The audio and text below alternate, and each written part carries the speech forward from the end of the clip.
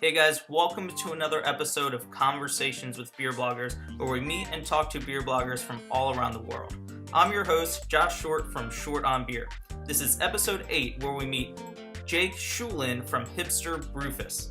In a weird twist of fate, Jake and I actually ran into each other at a local brewery between the time of recording the interview and publishing this post, and we would have never have known each other if it wasn't for doing this interview.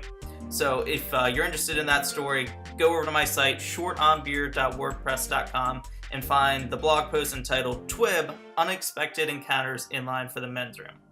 And lastly, before we get going with Jake, I just want to let you know that his video pops in and out a little bit, but his audio stays clear the whole time, so please be patient. Okay guys, let's go hang out with Jake. Jake, thanks for joining Conversations with Beer Bloggers. Hey, glad to be here. So tell us what your blog is and what you write about. My blog is Hipster Brewfus, and I will write about anything beer related. I started off just doing reviews, but in the last year or so, I've kind of gone off that path because it got old, and there's a million other people doing that way better than I can. So I'm at the point now where I just write about what I like, and if someone else likes it, great. If not, then luckily beer blogging seems to be a big enough culture now where if you're looking for something specific, you can find it.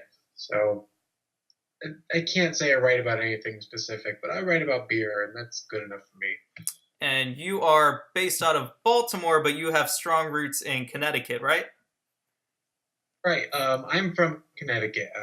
Born and raised 29 years of my life. I recently moved down to Baltimore last year. So now I'm embracing Baltimore as my new home. It's cool because I still travel to Connecticut a lot. So I still have, strong ties with the beer community up there. And my ties down here are beginning to take root and blossom. So that's really cool.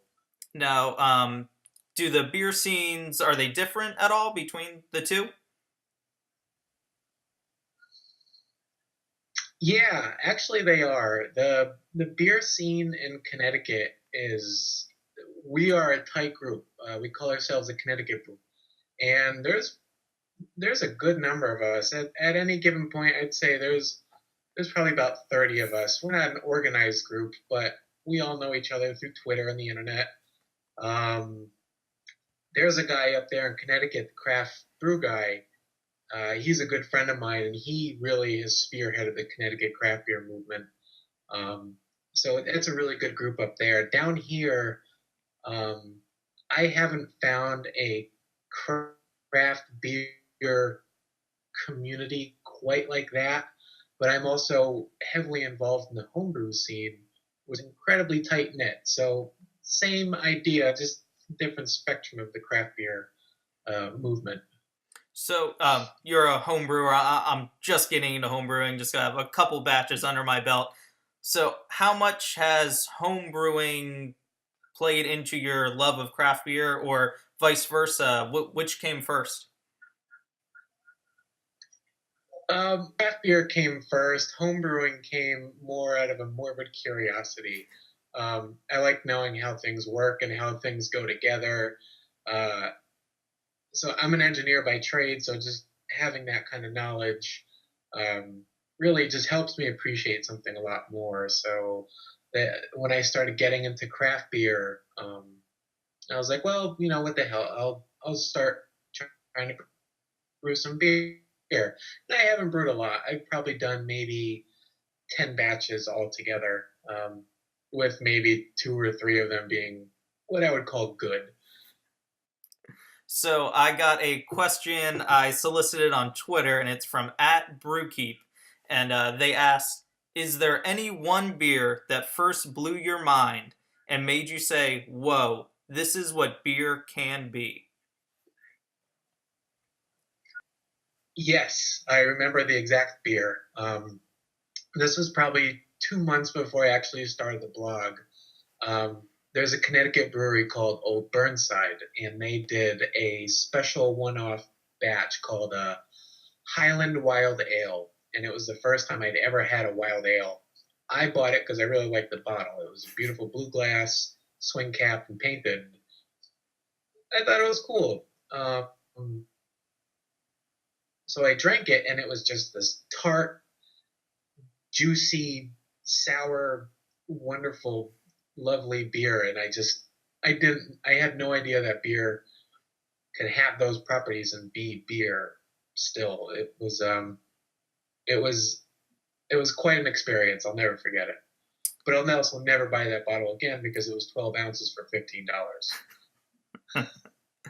So, you've been blogging for what, about 2 years? Yeah, I'd say about 2 years. So over that time, has blogging about beer taught you anything about yourself?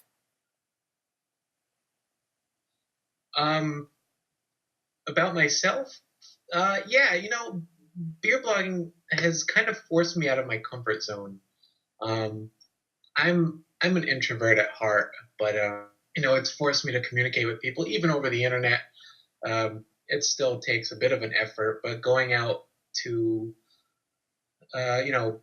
parties at breweries and special releases and things like that, where I don't think I would normally do it, now I kind of have an excuse. Like, I'm Hipster Brewfus, I should be at these events because I'm Hipster Brewfus, and it's just what beer bloggers are supposed to do. So it's forced me to come out of my shell a little bit, which has been a great thing because I've met a lot of tremendous people that I will call my friends now, and I think that speaks for craft beer as a whole.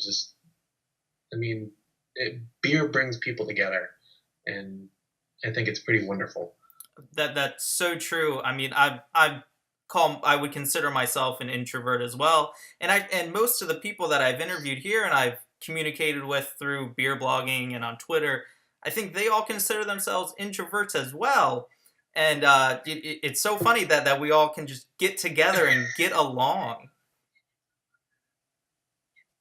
It helps when you have a common thread, something that we can all talk about and not have to worry like, well, if I talk about this, is that person going to be offended? No, it's not religion, it's not politics. It's beer, and we all love beer. Oh, that's such a great statement. I mean, that's awesome. So, a fellow local beer blogger in Baltimore, Doug Smiley, last episode, he's at Baltimore Bistros and Beer. I asked him where to go in Baltimore to have a beer, and he recommended Max's in Fells Point. So my question for you is, if you could sit down at one bar stool in Baltimore for the rest of your life, where is that going to be? I'm going to go with Beerateca. It's not a bar per se, it's a restaurant. They make great pizza, but they have a great craft beer list, and it's always evolving, and it's right down the street from me, so it's really local. Oh, excuse me. That's what I would recommend, Beerateca. Max's is a great place, but Fells Point is a pain to get to, and Max's is always packed, but they have great beer. So that was a good answer that Doug gave you. So what is in your beer fridge right now? I got a bunch of Bourbon County. I have a foolproof stout. I have a bottle of Russian River Supplication. I have a bottle of cider from someplace. And I don't know. I think I have some Dewclaw Divine Retribution in there also. A lot of stouts, a lot of big beers. Good. Yeah, I mean, I'm mostly into the bigger beers, the stouts, the porters. Yeah, and with this 12-degree weather, it's perfect. Exactly. So, last question for you. Where can people find you and communicate with you, interact with you?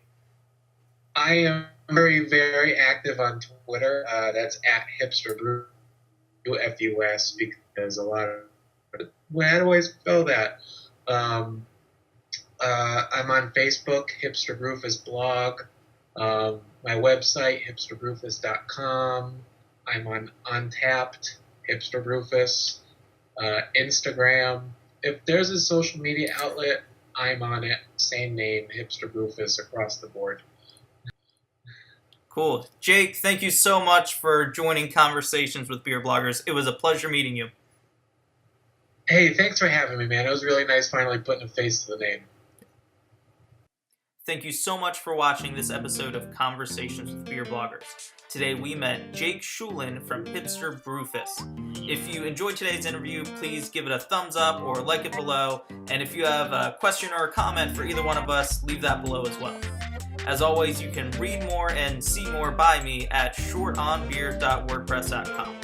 So thanks again for watching, and we will see you next time on Conversations with Beer Bloggers.